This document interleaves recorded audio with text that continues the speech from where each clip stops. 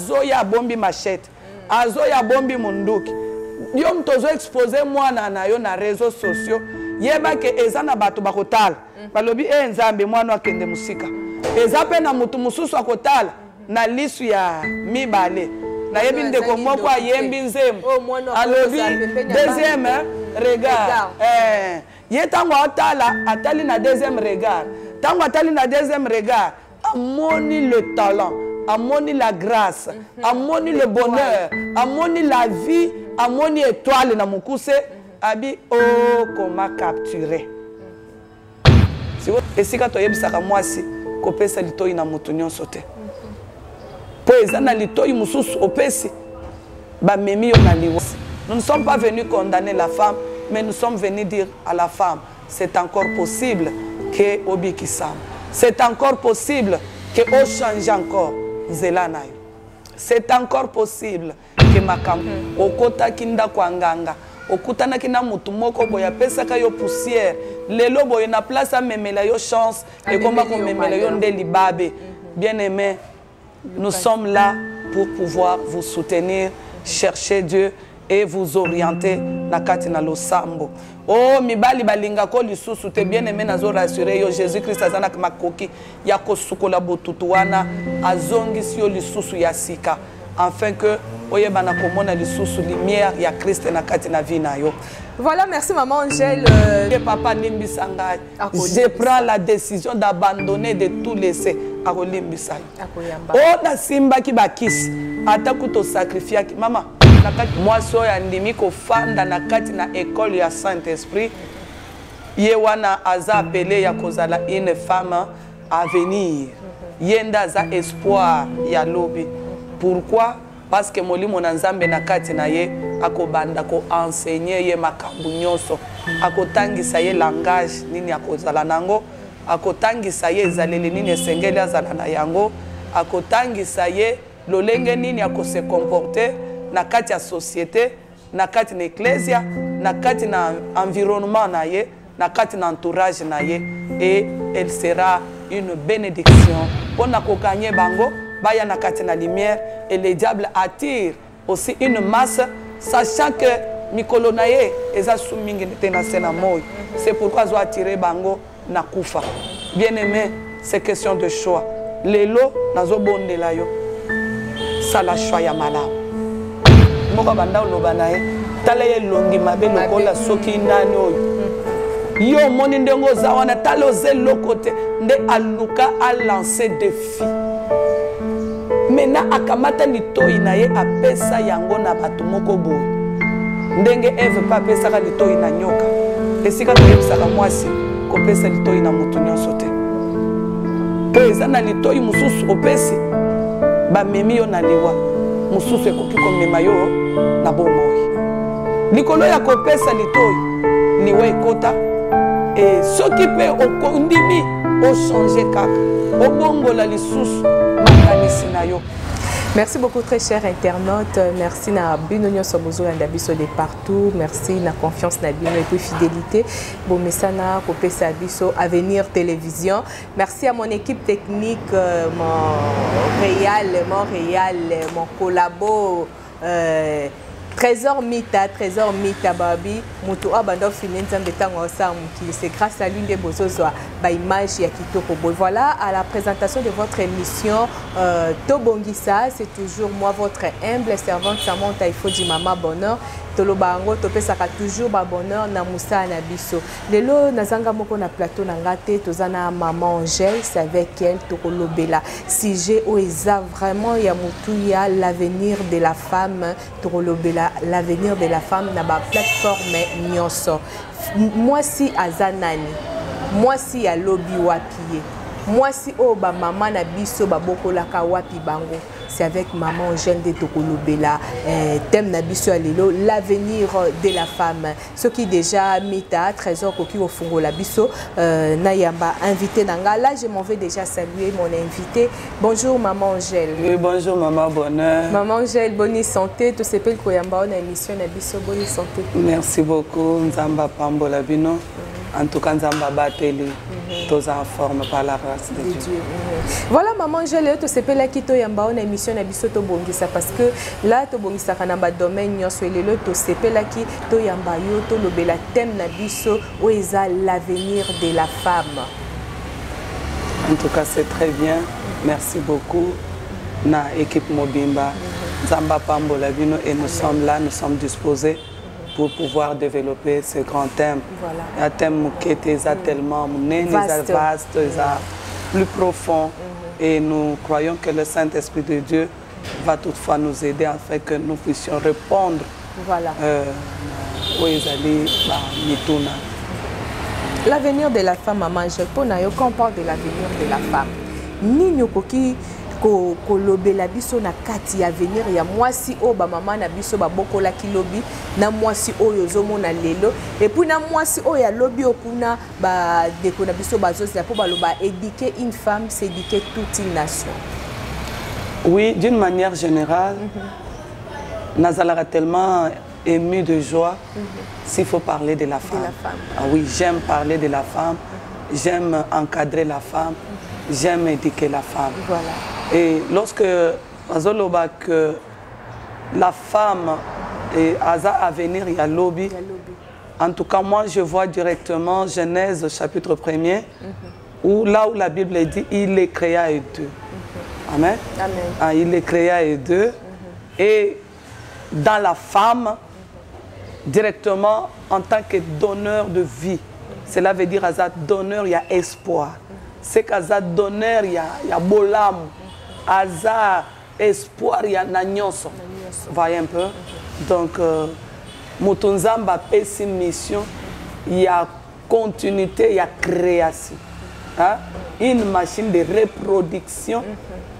Non seulement il y a bana, mais aussi il y a bolam. Il y a esengo, il y a kimia. La femme assure en tout. Et c'est pourquoi nous disons de la femme quel est l'avenir de demain. Mais lelo maman Angèle, basi ba pesa raso kimia te. Basi lelo ba koma ko produire ba problème. Basi lelo ba koma ko exposer bana na bango moko na mabe. Basi lelo ba koma ko pansa.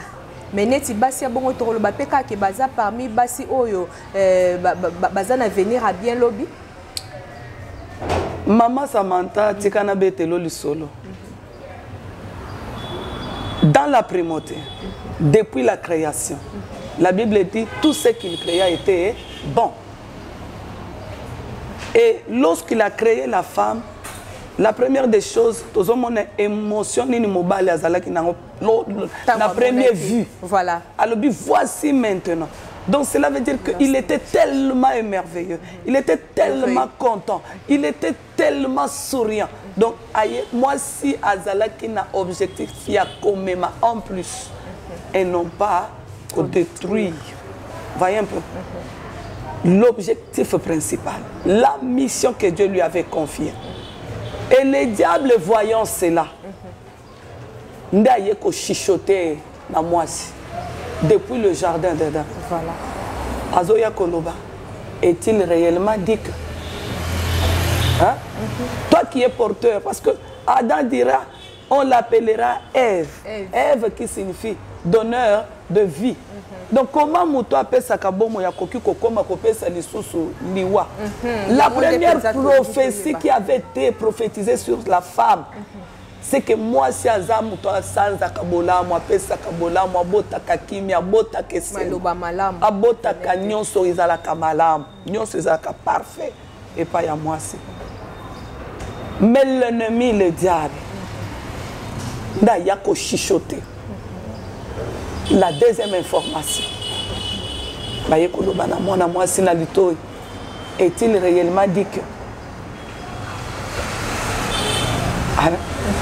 Abi, na maloba nyonso lobi boy.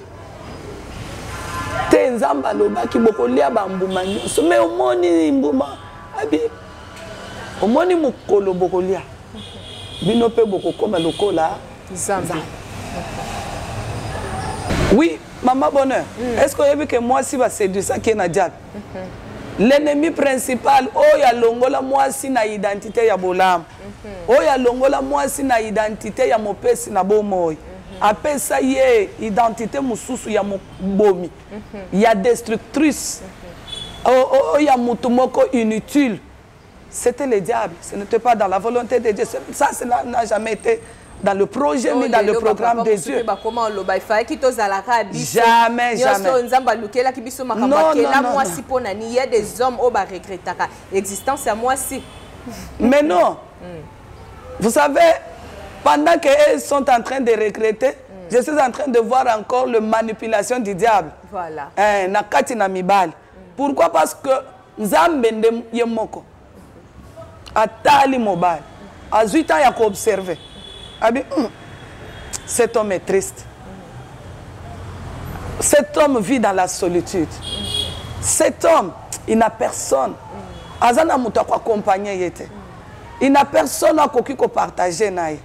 Je lui ferai une aide semblable. Voilà. Donc moi c'est Azoya le compagnon ya mobile. Donc na primauté, tout était normal. Tout était bon. Et tout était selon le plan de Dieu. Et les destructeurs, comme la Bible le dit,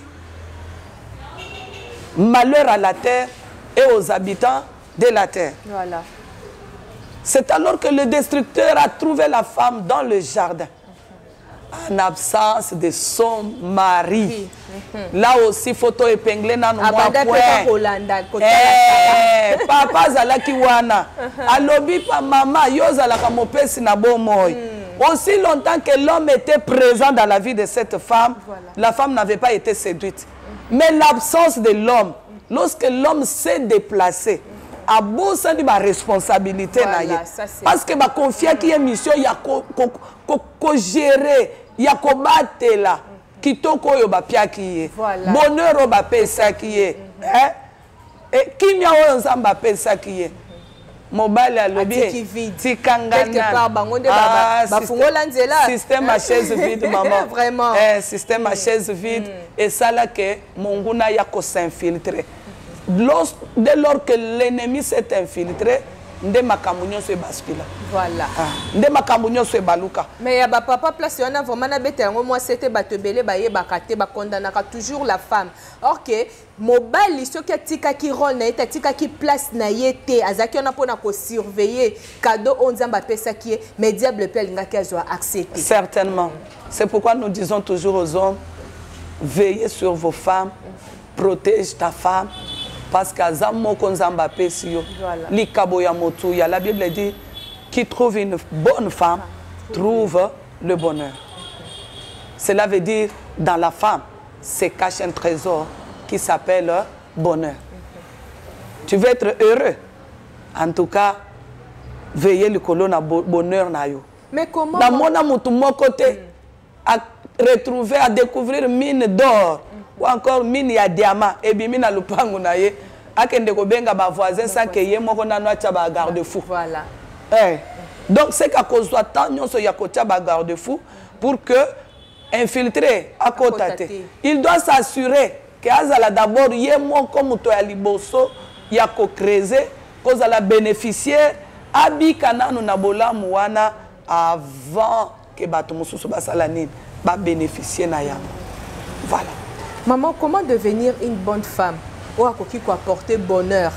Cause à la bonne femme, il faut se créer il faut na la bonne femme au mi pèse éducation ou soit cause à la une bonne femme et zappé au coquille ko hérité on a ba parents na yo cause à la une bonne femme au kozwango na église pour les oza une bonne femme et bande ko na biso pe mingi ya mibali maman ba mitunaka toyebite ba yebite ndengeni ya ko détecter une bonne femme ou à quoi apporter bonheur na foyer. Akolinga Samantha sali hypocrisie era comme nanda kwa libala abimisi vrai face na ye. Ende ko na biso mobali abandi kolela. Comment détecter une bonne femme et comment devenir une bonne femme qui apporte le bonheur? Vous savez, lorsque nous avons parlé d'abord par rapport au primauté, cela nous prouve déjà directement que ezana bokonzi mibale oyezo konza na se na moi. Donc il y a bokonzi na nzambe et il y a aussi na bokonzi ya Satan. Où Dieu c'est l'esprit et le diable aussi c'est un esprit. En réalité, une bonne femme, c'est celle qui a l'esprit de Dieu en elle. Et la mauvaise femme, c'est cette femme qui est habitée par de mauvais esprits, contrôlée par de mauvais esprits, où le diable a commis ça esclave. Donc celle-là, elle a besoin de recevoir Christ Jésus dans Katinabo Moïnaye pour que Moli Monanzambe, lui qui nous convainc de nos péchés, a comme un point, un niveau, yakotaye. Lorsque le Saint-Esprit de Dieu azoya na kati na bomo ya mutu, après avoir reçu Jésus, Moli Monanzamba ya occupé na kati na bomo ya mutu, akobanda kotaye mwaso, azome ma marteau, azome ma birin, azome ma scie, azome ma papier peint, azome ma moinini. Donc azoya kotaye, azozongisa. Donc moi so azalaka mabelobi, oyo diable luka kia koma mabelobi, azokoma kitoko du jour au lendemain. Au fur et à mesure, azo demeurer dans la présence de Dieu. Au fur et à mesure, le Saint-Esprit de Dieu a taillé, azo parfaire. Voilà. Que Dieu vous bénisse. Merci beaucoup, maman. Mais Naza vraiment satisfait ma capacité. Je ne suis pas vraiment satisfaite de la réponse parce que question comment découvrir une bonne femme? Oui. Et comment moi c'est qui peut apporter bonheur? Moi si oiseau apporter bonheur comment maman? Lorsque nous parlons de la découverte d'une bonne femme, j'ai donné les caractéristiques d'abord. Ce qui caractérise une bonne femme. Et dans cette dimension, je parlais de deux esprits qui contrôlent toute personne sur la terre. Soit c'est l'esprit de Dieu, soit c'est l'esprit du diable. Mais l'entourage, ils ont un rapport. D'abord, dans un premier point, dans un premier phase, nous parlons d'abord de l'esprit. Pourquoi? Parce que la Bible est trop claire. La Bible nous dit, en réalité, dans l'homme, c'est l'esprit. Si l'homme est conduit par l'esprit de Dieu, la Bible dit, si la personne est née de l'esprit, il ne pratique pas le péché. Et si vous voyez quelqu'un produire les œuvres de l'ennemi, le péché en elle, c'est qu'il n'est pas conduit par l'Esprit de Dieu, il est conduit par des mauvais esprits. Le point de départ, c'est ça. Le deuxième point, c'est la famille. Dans chaque famille, bien aimé, c'est Dieu qui est le fondateur de la famille. Et dans chaque famille, ils ont contrôler soit na esprit en Nzambe, si ba boti wana ba yebi Nzambe. Et ceux qui bango ba yebi Nzambe te, en tout cas, c'est que bazana muto bango ba kumba melaka, les diables. Donc automatiquement, parce qu'ils n'ont pas Jésus, ils n'ont pas Dieu dans leur famille, automatiquement c'est les diables. Voilà. Et dans cette famille, vous trouverez qu'il y a toutes sortes, l'environnement est pollué. Ils n'ont même pas le temps d'éduquer les enfants selon la parole de Dieu. La Bible dit, éduque l'enfant selon la voie de Dieu. Et lorsqu'à Kokola, à se détourner dans Zela Wanate. Maintenant, na famille, moi, c'est Azobota. Parce que ici, nous parlons de la femme. Abota min pe na Zela ya moi si. Mwana mwasi pe awuti na kati na famille mususu. Oyo pe awuti pe na kati na famille pe mususu. Maintenant na kati na fondement ya famille oyo. Na kati na descendance oyo. Est-ce que bazana fondation nini? Fondement oyo ezotonga famille oyo. Parce que yango ndeko sala socle principal ya ba oyo nyoso bakoya dans l'avenir. Ngana mona ka ba architecte. Avant à sala plan naie, à présenter client naie plan. Après avoir présenté plan naie, à client oyaza appelé yakosomba ba matériel. Et au komona que ceux qui ont besoin atonga matériaux durables, atonga ba gratte-ciel naie, oyezali pena ya malonga. Oye ko buka na lokola ba biscuité, ba ko préparer fondation. Problème, fondation maman. lelo tozomona même na problème eza fondation okomona une femme oyo aboti mwana mwasi ya kitoko mwasi wana mwana wana aza avenir ya lobby aza mama ya bana ya lobby mais okomona azo exposer mwana ye na réseaux sociaux mwana azoloba du n'importe quoi mwana azoyemba bamakambo moko ya malamu te mwana muke mais azo se comporter neti mukolo moko et la femme aza fière tozomona yango même na réseaux sociaux mona pe basi mususu botika to bamsu batia commentaire non mwana oyo azobeba mwana oyo asi baby voir même bamsu mais mwana azangi ndokite te botika et maman aza calme neti na bakaya boy mama Angèle mwana wana oyo aza mwasi à venir à lobby tango mwana déjà zokola na makambo mabe parce que éducation ni akopesa na bana ye. Vous savez, dans la plupart des cas, ce qui tue la femme d'aujourd'hui, c'est de l'ignorance. Voilà, l'ignorance, c'est ça.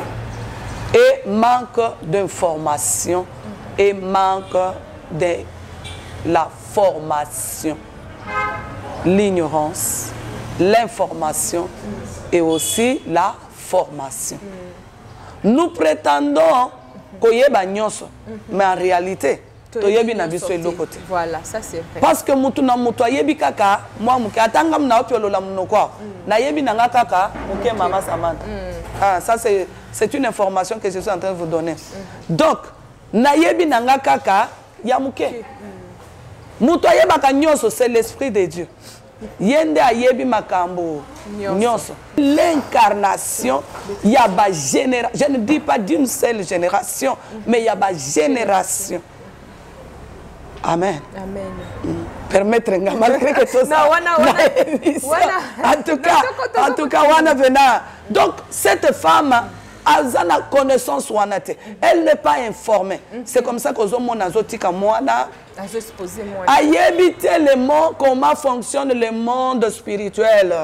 Abengi mwana star. A éviter comment est-ce que le monde spirituel est fonctionné. Nakopesa exemple ya muke Jésus azana nu bebe abotami nzambo ya zali mokonzi obiso nezo tozo adorer a bebe. La Bible dit que ba mage ba moni munjoto na musika bisika baza bango bazongi na archive bakeko luka basali ba recherche. Ils ont compris que il y a un roi qui est né. Nani ayebisa ki bango ke mokonzi moko abotami parce que azala ka bebe. Voyez un peu. Dans cette fille-là, elle incarne le royauté, elle incarne la grandeur, elle a incarné la richesse, elle a incarné makambu moko ya kitoko, avenir moko ya meilleur, mais voilà comment est-ce qu'on détruire.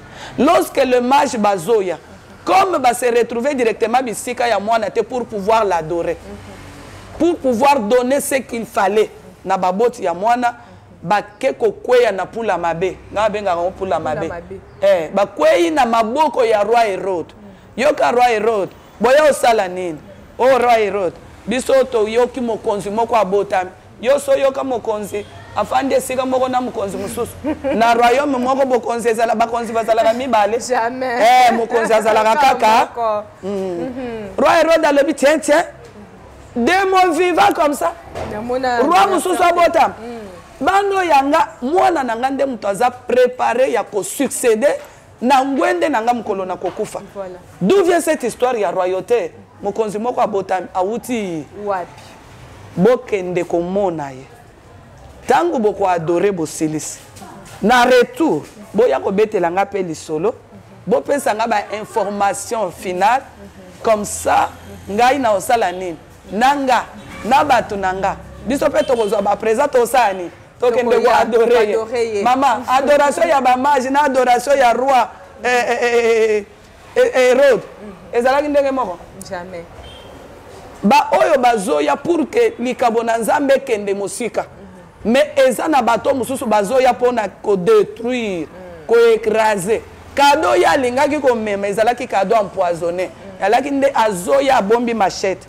Azoya bombi munduki. Yo mtozo expose mwana na yo na réseaux sociaux yeba ke eza na bato bakotala balobi nzambe mwana akende musika eza pe na mutu mususu akotala na lisu ya mibale nayebi ndeko moko ayembi nzembo alobi deuxième regard ye ntango atali na deuxième regard ntango atali na deuxième regard amoni le talent amoni la grâce amoni le bonheur amoni la vie amoni étoile na mokuse abi o koma capturer siko soki ba capturer yango oyo kangi mama kulutu na bino ndo après yo mon prophète wana sakolela kinga alobi famille na bino eza na bitumbelinga kate bato bakende liboso mais yo moko zo ma carrière ya mwana nayo je disais même à d'autres personnes pendant que bazaki kosala ba collation moni makambo ya collation ya bana maternelle mikolo pena ekiti sensiblement moi avant wana yaki une fois j'enseignais je disais aux femmes alobi arrêtez vos histoires là. Vous exposez vos enfants avant que tu vas sur sa université. Bino bozo tali sa bango parce que toje balata kangonde na université. Siko yo lati siango na mwana asisi maternelle. Langage spirituel oyo zo tali sa na bateza pona ye asukelia. Siko soki akoti na classe mayele ate. Okose la banana.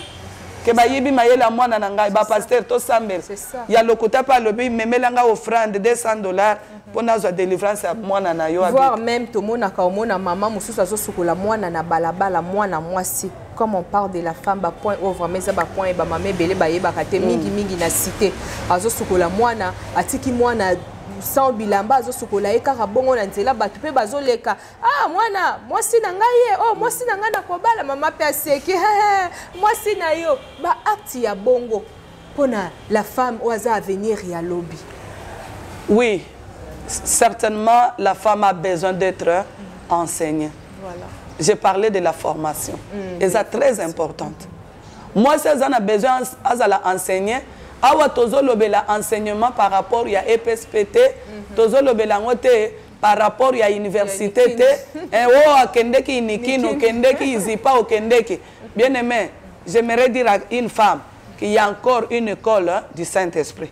Il y a une école de la parole de Dieu où nous avons besoin d'acquérir une connaissance authentique venant de la part du Saint-Esprit. Oya kotali sayo que na TikTok sala boye lata boye lata boye sala boye mama tolobi makambo wana nyonso tokolobela yango nzamba lola kosala biso ngolu par sa grâce parce qu'il a permis que tolobela makambo ya venir ya moi si en tout cas tokolobela cette femme oyo azali espoir ya lobi tu as besoin de écouter la voix de Dieu. Amen. Tu as besoin d'écouter la parole de Dieu. Vous savez, la connaissance est la pouvoir. Oye permet à Kamutu à matana monde à domination. Voilà. On dominer les forces des ténèbres, on dominer la puissance occulte, on dominer même ba makambo ebele ya molili na kati na vie na yo, on la orienter à partir de la connaissance oyo zana yango na nzela ya liloba na nzambe. Mais malheureusement c'est la femme qui détruit une autre femme. Voilà. C'est la femme qui critique l'autre femme. Donc, l'information qu'on a donnée à la femme, c'est ça que yo koliana moi c'est ça koliana ndoki. Information va passer na moi c'est tonga kanda côté. Zokande le Dieu de la restauration ayaki ko restaurer moi si. Tonanga mkoni. Nzamba tindi batata. Après kokwe ya Adam na Eve. Nzamba zo ya latisi mwasi bango balataki makasa aya latisi bango bilamba la mission lokole foire na katata wapi na otinda suna Enoki yaka koto landa kuna Enoki yaka nanu kende na mission tango Enoki makambo esimbi te alobi papa zwa na yonga Enoki abato akena ya tiki mission na katikati baluki Noé baluki Abraham baluki banani Noé kuto tata bato amelia langwa silika lakeli nembana ne mabe Abraham koto bongo kutu loba na yo nazaka ndeko na yo nazape mbali note. Donc les hommes va faillir na mission. Mais écoute révélation moko nzamba pesa na Genèse chapitre 3. Pendant que azo pesa ba sentence. Azo loba yo nyoka parce que tu as fait ça. Balobi moi si robota na ba douleur patati patata. Mobali rolia na suyer. Mais yo ka makambo nzamba a déclaré likolo a nyoka. Toi là, je t'informe que la descendance de la femme écrasera ta tête. Voilà. mukolo wana nde mukolo balongola progéniture descendance na kati na mobali bakamata balatisa sango mwasi bakotisa sango na mwasi depuis mukolo wana azwa semence ya kopesa vie. Amen. Oyo ezalaki dessus et baluki ekomi dessous mbala moko azongi na statut na ye initial. Soyez bénis dans le nom de Jésus. Merci beaucoup. Ah, est-ce que moi si moko akobetela Yesu maboko? Et c'est par la femme ndenzamba azosala fiko fion. Nani akobota mobikisi aponi Marie. Voilà. Une femme hein, vierge. C'est que atikala ko sumuka te. Atikala ko beba te. Atikala ko yoka maloba ya diable te. Voilà. Une femme hein, vierge. Musanto abatu ya lola. Moi c'est ozalaka musanto. Oza une femme utile. Oza vierge. Ndengo oza wana. Diable atikala jamais ko sakana nayo oya botola kanzamba sa zongisaki na kati nayo. Problème fanda na makolo na nzambe. Et la première la femme lorsque ange Gabriel bazo sala débat na Marie alobi e koma ndenge nini alobi l'esprit de Dieu le Saint-Esprit te couvrira. Oh molimo na nzambe azokende ko couvrir muto aza impure. Oh moi ça zalaki sous impureté. L'information nazo pesa yo ozalaka sous impureté. Aux allés déjà justifié à cause du sang de Jésus. Tu as été sélectionné pour apporter des solutions dans le monde, dans l'univers, dans la famille, dans le Congo, dans la nation, dans l'environnement, dans l'entourage, dans la société. Et moi, je suis ngai penza na okota na ngai sulola te na mema na nga vi na nga nde na omema encore lelo pe bakoma otekela basi ba rouge à lèvres oza travailler ba maman bikudi babima na réseaux sociaux babima ba mi surnommé ba kombo mususu ba coach bakoma komi benga ba coach bakoma kotekela basi ba poudre oza utiliser. Il y a des femmes maman Angèle au bango ba mona balobake na mabenyo songa na sala. En tout cas, nzamba kolimbisa na engate na continuer ka chemin nanga na kota nanga ka alifeli eza problème te. Mais si ko pona basi wana opé lobby bazab avenir ya lobby mais bazo comprendre te message ni ko pesa na bango. Ce n'est pas que bazo comprendre te. Vous savez les dieux que nous servons, les dieux en qui nous avons cru, il s'appelle le miséricordieux. Les dieux compatissants, là la colère. Il s'appelle le Dieu d'amour. Yemokwa zabolim. Alingaka moi soyo abika. C'est pourquoi la Bible dit venez à moi vous tous qui êtes fatigués et chargés et je vous donnerai du repos. Moi so azana mikumba zana ba charge mama eza mikumba. Yake avant obima na balabala zo na rouge à lèvres yo tia potango koloba mibali balinga yo. Non. Tout ce qu'il créa était bon. Oh, kamata nzete tchana munoko pour la domination. Eh, mais combien esclave t'es? Jésus a besoin de toi. Jésus-Christ t'aime. J'aimerais dire à cette femme, Jésus t'aime. Le Dieu de la Bible, alinga kayoko le kataba botinaye. Seulement parce que zana mutumoko banda lobanaye, talaye longi mabe lokola soki nani oyo. Yo moni ndongo zawana taloze lokote nde aluka a lancé défi. Mena akamata litoi na ye apesa yango na batu moko boy. Ndenge Eve pa apesa ka litoi na nyoka. Esika toyebisaka mwasi ko pesa litoi na mutu nyonso te. Po ezana litoi mususu opesi ba memi yo na liwa. Mususu ekoki ko mema yo na bomoi. Likolo ya ko pesa litoi liwa ekota. Et ce qui peut au kondimi au changer kaka au bongo la lisusu makanisi na yo au bongo la motema na yo. Question de prendre une décision. Question de prendre une décision. Toloba ki mokili a contrôlé na esprit mibale, il y a l'esprit de Dieu, il y a aussi l'esprit du diable. Et l'esprit du diable azo travailler na kati na bato. Azana ba prêtresse na ye, azana ba prêtre na ye, azana ba sakoli na ye, azana batu na ye, azana ba jean na ye, baza basi baza mibali. lolenge moko nzamba utilisaka basi utilisaka mibali ndenge moko pe diable utilisaka basi utilisaka mibali nzamba zo utiliser bato pona kokanye bango baya na kati na lumière et le diable attire aussi une masse sachant que mikolo na ye eza sumingi te na sena moyo c'est pourquoi zo attirer bango na kufa bien aimé c'est question de choix lelo nazo bondela yo sala choix ya malamu sala choix ya malamu accepte Jésus accepte de demeurer à ses pieds implore la grâce et la miséricorde de Dieu il est le Dieu compatissant alimbi sakanaye. J'aime le psaume 103 lorsqu'il dit il est celui qui nous pardonne de tous nos péchés sans exception. Olongola bazem, oye papa limbi sangai. Je prends la décision d'abandonner, de tout laisser à limbi sangai. Oh na simba ki bakisi, ataku to sacrifier maman, nakati ya musala na nzambe. Nous avons servi bato mususu ozomona muto azoya azolela lobi mama nazana posa ya lisungi. Détenu, captif dans le monde des ténèbres. Azana posa nzamba salela yebolamu. Ayebite pa iwapi ya kokende. Alobi mukolo na kendeke pa ya mosakoli. Yoka mosakoli wana alobi nanga kuswa mafuta pakola na nzoto. Tango ko pakola na ba partie intime kanga photo tindela ngai. Tango ko sala bo biloko kilikili biloko ebele ba condition. Metango ayaki tolobaki na ye Jésus t'aime. Kaka ndenge nazoloba na yo boy.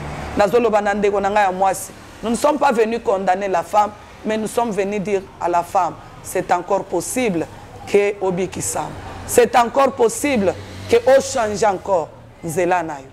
C'est encore possible que Makambunayo et Simbelayo lisusu. Nzamba lola amonayo. Voilà. Ndewana tozoloba. Yonde kozana ba problème lokola oto uti ko énumérer okota kinda kwa nganga okutana kina mutu moko boya pesaka yo poussière lelo boye na place a memela yo chance et comment ko memela yo nde libabe bien aimé nous sommes là pour pouvoir vous soutenir chercher Dieu et vous orienter na kati na losambo oh mibali balinga ko lisusu te bien aimé nazo rassurer yo Jésus Christ azana makoki ya kosukola botutu wana azongisi yo lisusu ya sika afin que oyebana komona lisusu lumière ya Christ na kati na vie na yo. Voilà, merci maman Angèle. Mita, trésor Mita, tout passé na tranche na biso, il y a dédicace autobongi sango pour na batu nous va soutenir na biso après tozongi na plateau na biso.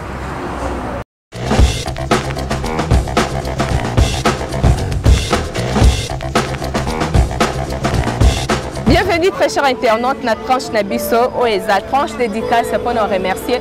Batuno sur partager à émission Nabiso et puis Baïdaka Biso. Là je vois déjà, est-ce que service na Luanda, merci à toi, Vision Print, Babi, imprimerie, Oezo Samoussa, Nango Kitoko, na Luanda, vraiment Bandimi, Yango, merci, Nabo Sanpete, Fiston Fizen, Nabo Sanité, na Afrique du Sud, Wabakulu, Masenga, Wakambala, na Peso Bambo Tebele, Platini Ilunga, garçon noir belge, na Peso Bambo Tebele, pour équipe Nyoso, ma femme épanouie na moni maman Sarah, merci vraiment pour le partage na yo et puis na bossa soute équipe de rêve Mad in France na Pessimbo te na la poupette na moni susu Lucie la baronne na moni susu et Tatiana et puis président Gelor Beke to utana musika de salutations à toi Rouk Luko qui fondait de pouvoir na Pesio Bambo Tebele et puis na bosanité et madame Moko Oaza vraiment la servante la servante de l'Éternel Babi madame Chimène Bibondo, la chantre de l'Éternel, une femme au grand cœur, Babi, maman Makoussa, côté Makoussa, Asakanarate, maman Chimène Bibondo, moté Maya papa, Placide Loubadio, na Paris précisément, na Massi, na Pesibino Bambo Tebele, puis madame Conchita Boula, la femme de héritier Panthère, maman na Christella et héritier na Pesibino. Bambo Tebele, il y a des Kinyanga, Yaya chérie, des gros bisous à toi. Merci na Batunio, c'est vraiment au Basutenaka. Avenir Télévision, Oezaki, tranche na biso ya dédicace. Vraiment merci. Tozongi na plateau na biso pour continuer émission na biso Tobongisa.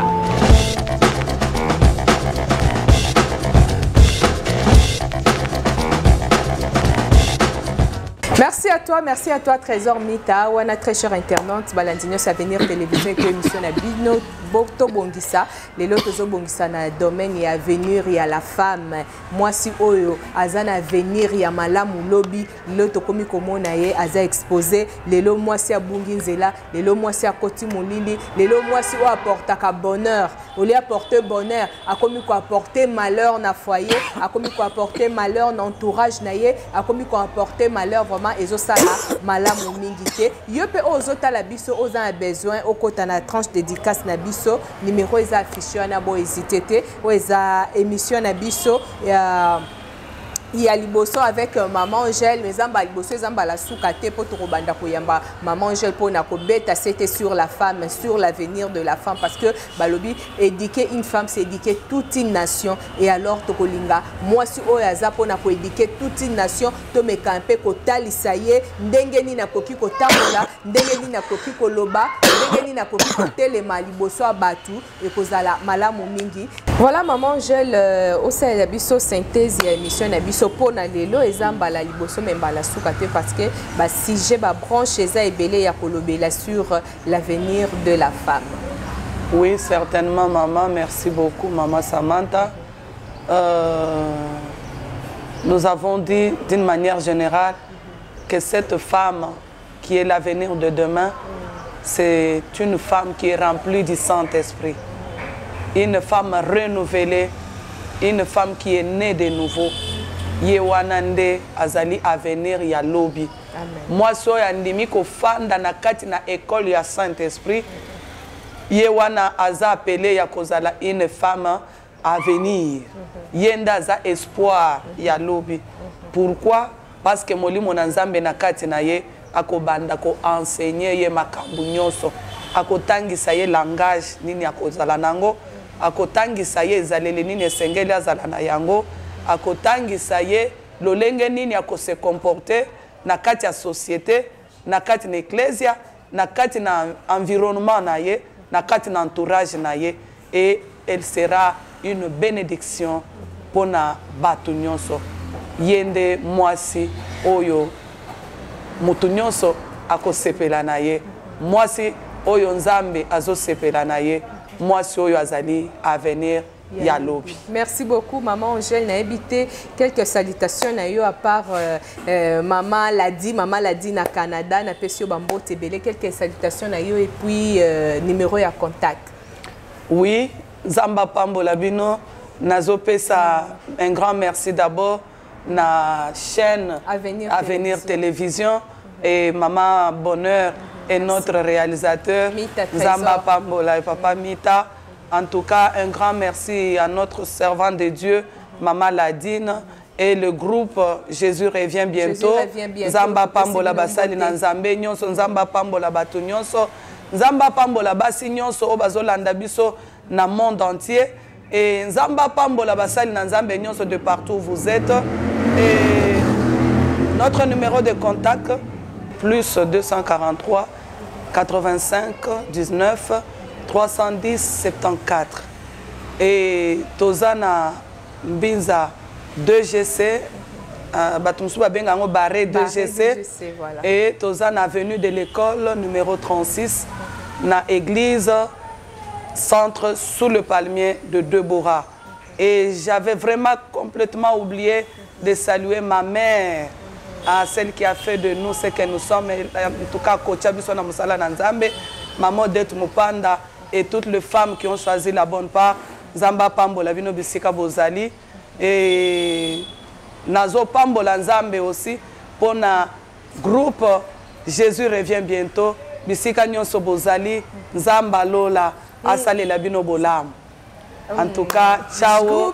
Groupe Jésus revient bientôt. Wana moni la servante de l'Éternel, Maman Ladine, Mambo Tebele na yo et puis Basani Nzambe Nyonso au bazana groupe Jésus revient bientôt. Topesio topesi bino ba mbote belé nzamba pambola bino. Voilà, très chers internautes, nous sommes arrivés à la fin de cette émission. Merci pour votre attention pour la démission Nabiso nzamba pambola bino tokutani mbala sima tokozala wana tokobongisa avec maman Angèle parce que azana mingi ya koloba tozo salela temps mbala sima tokoyamba ye toko décortiquer ba sujet belé par rapport à l'avenir de la femme. Tozana a besoin avenir ya mwasi ezala malamu, tozana a besoin ba maman to bongisa avenir ya bana na biso po lobi bango pe bazala basi malamu na foyer, lobi pe bango ba mema bonheur na ba foyer na bango, na misala na bango, na l'église place baza tanto ba mwasi memaka bonheur ezaka na foyer te. Mwasi ko mema bonheur pe na entourage na ye, mwasi akomema bonheur na église place azo sambela. Ezana ba mamé belé na église ba memaka désordre ba benga bango na langue de serpent koto ya ba saneti na veneur ba vipeur koto ya zo panza na choral ba zo panza mona serre o na serre o bakanga makaki a panzi tozana besoin ya basi ya bongote tozana besoin to bongisa avenir ya ba mama bo s'abonner moi suis azotonga voilà nde ba mama bongo toza na besoin na bango bo s'abonner massivement na chaîne na biso bo partager émission ba remarque to ba question na bino bozana ngo bo komango na ba commentaire ou soit maman j'ai la peste numéro bo komelie bo komina numéro ezawana Torozang Sate pour répondre à Bino. Merci à toi Trésor Mita qui est derrière la caméra. Je vous retrouve prochainement toujours sur la même chaîne Avenir Télévision. Bye. Bye bye. Soyez bénis dans le nom de Jésus. Merci beaucoup. Okay.